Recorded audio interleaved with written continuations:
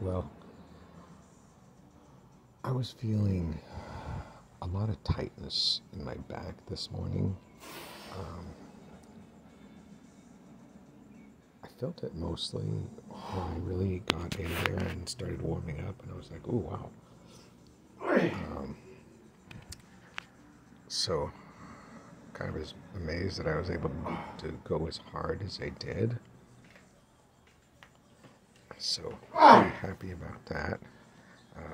You see, some of my squats, especially the first few reps, I think the depth is really not particularly great, but I attribute that to the back tightness.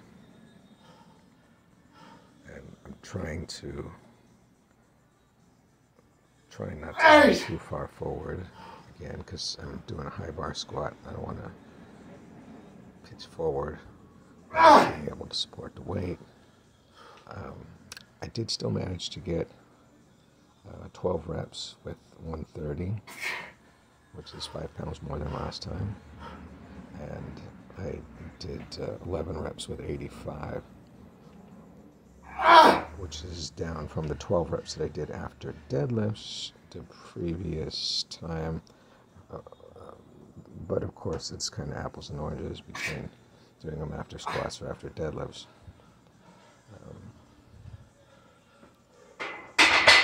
So that last rep was the last rep. Let's see how much I grounded out. I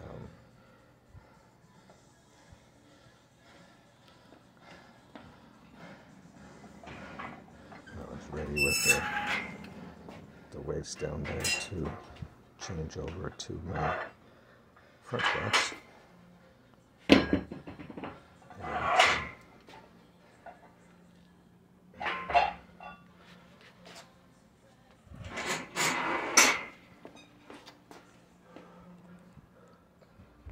So yeah, the overarching theme of this workout was the tightness in my back, and I had to do squats.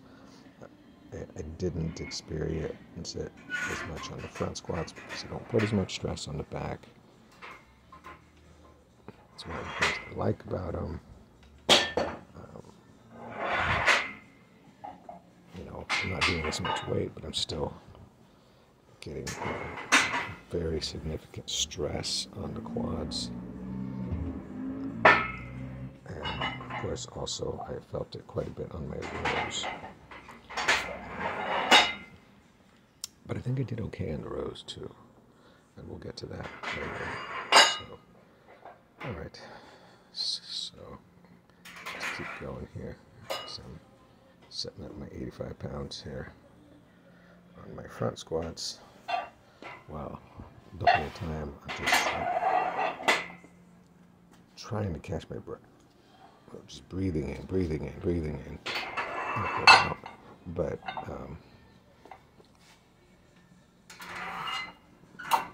trying to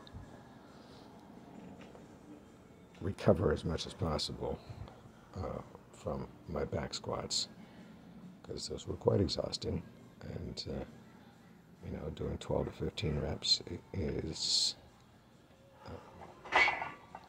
it's very taxing on the cardiovascular system. But I'm not feeling it as taxing on my frame, on my skeleton.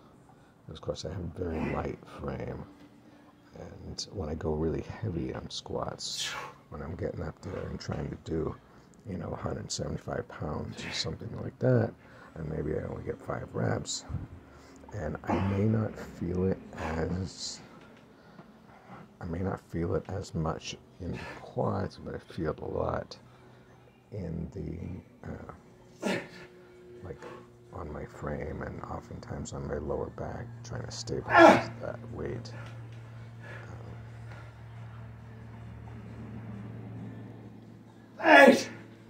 So of course, after that set of back squats, I was pretty wasted. And you see a lot of times here, when it is getting more difficult at the bottom, my body wants to pitch forward. My hips want to shoot out and up. So you can kind of see just a fraction of me, like bringing my hips back under myself, under my body, in order to try and maintain that required posture for the front squats, which is great. I mean, you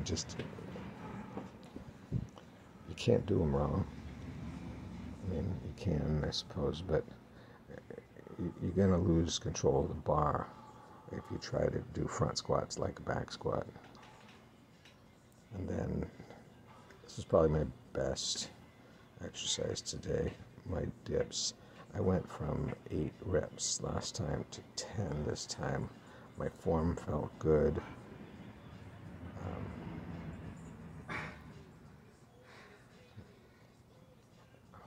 Continue to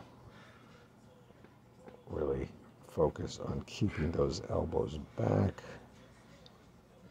because it prevents me from getting elbow pain.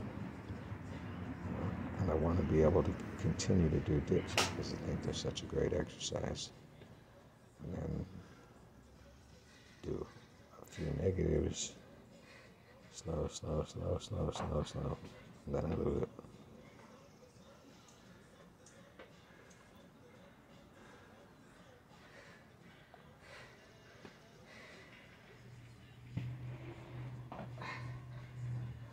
Slow, slow, lose it. Slow, slow, slow, lose it. And I think I do 3 negatives, and then last negative. And then I'll do some assisted reps. Just got my foot on the bar. And I try to kind of keep my reps moving without making them difficult.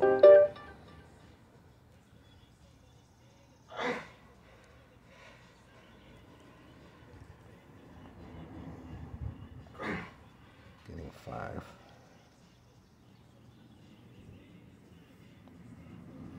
And then of course I push the dip bar out of the way and try to get some knee push-ups. And what I get, maybe 8, I think, because I'm pretty trashed, and I felt the dips the following day quite a bit. I felt them the following day at work.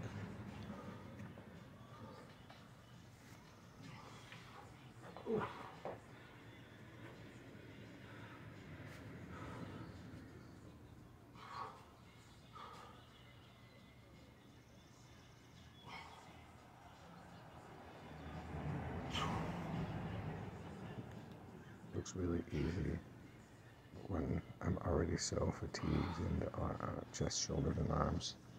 It's not so easy anymore. I have a minute or 2 to rest. That would be different. I could probably do this many or more strict push-ups.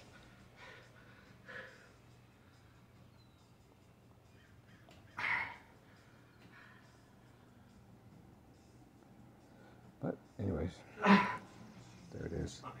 And I'll do, then after this I'll go to my Yates rows, which felt pretty good today. I was really trying to focus on pushing those elbows back, cutting down a little bit on the swaying. I mean, there's going to be some swaying, and it's not a chest-supported row. If I wanted to do that, I could do that. I like the body position of the Yates row. I feel it quite a bit in the lats and upper back.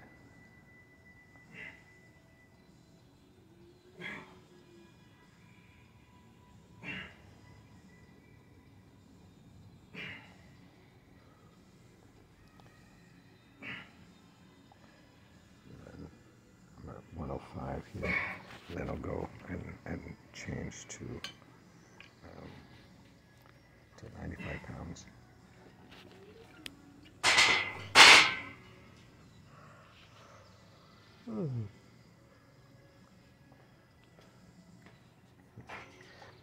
This was kind of a tough day for me to have a difficult workout, and then I was trying for the rest of the day to loosen up my back. I was starting to feel a little bit better by the time I went to bed. Then I got up and went to work and got a horrific assignment. I was just so busy. 2 patients that needed so much attention. Both of them were very close to being one-to-ones. So I just got clobbered the next day. So then here I am the following day, trying to recuperate so that I can go back to work tomorrow. I didn't even do that much running this morning.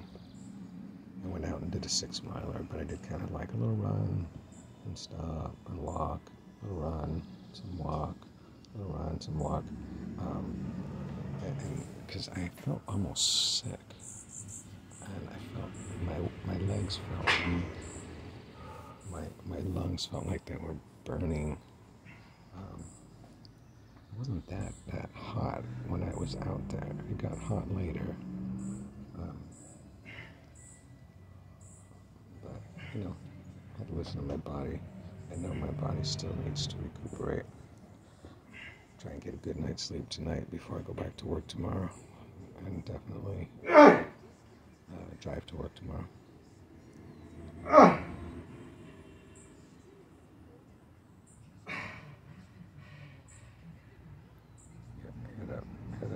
Head up.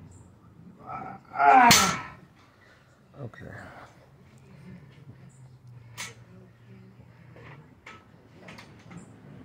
After my pull-ups, when I had to pick that bar up off the ground, was a little bit tough too, because my back was so tight, and I had to essentially deficit deadlift that 95-pound bar.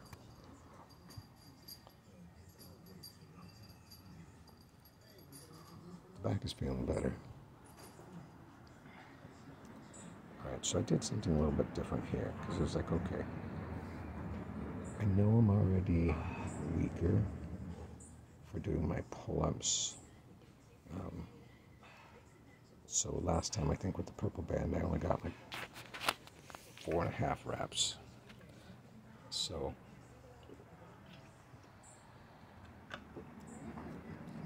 I thought, okay, I'll do this thing that I saw online of putting the band on the pegs for my spotting pins in order to give me a little bit more help there. So I put a black band, which is a smaller band, on that area while using the purple band in the hope that I could do more reps. And I did manage to do more reps. It definitely did help.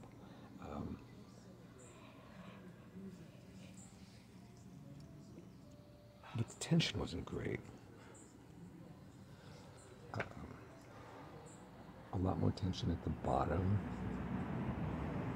and so little tension at the top, and I was losing my foot position on the band, and I had to be thinking about that more than thinking about doing the exercise.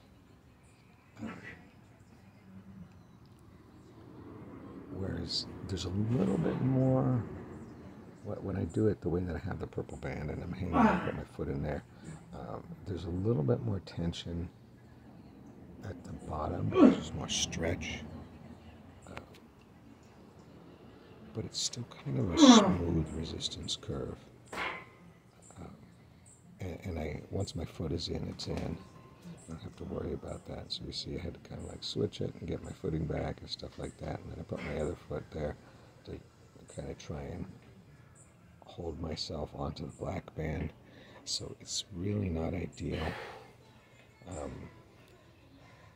I could raise the spotting pins, and if I were to do that, then it would, I wouldn't just be coming totally off the band, but it would I still have the problem of the resistance curve. So I might just put a second smaller band up, hanging with the purple band in the future in order to get higher revs.